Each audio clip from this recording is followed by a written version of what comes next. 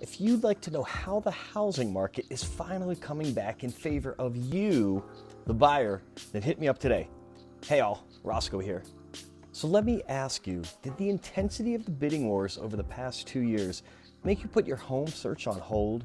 If so, you should know that the hyper-competitive market has cooled this year as buyer demand has slowed and housing supply has grown. Those two factors combined mean you may see less competition from other buyers. And with less competition comes more opportunity. So here are the two trends that should be the reason for you to re-enter the housing market. Number one, the return of contingencies. Over the last 2 years, more buyers were willing to skip important steps in the home buying process, like the appraisal or the inspection, in hopes of gaining an advantage over other buyers' offers. But now, things are different. The latest data released from the National Association of Realtors shows the percentage of buyers waiving their home inspection or appraisal is down. It shows that 92% of sellers are now accepting some buyer-friendly terms, items such as home inspections, financing, or appraisals. That's right, sellers are agreeing to buy down your interest rates in most cases. So don't be fearful of what the actual mortgage rates are today. I'm pretty sure we will get that down by at least a full percentage point for you.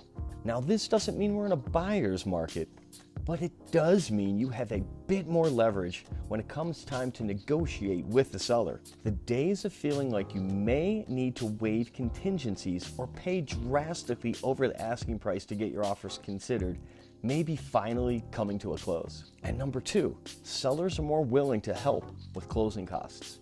Before the pandemic, it was a common negotiating tactic for sellers to cover some of the buyer's closing costs, just to sweeten the deal.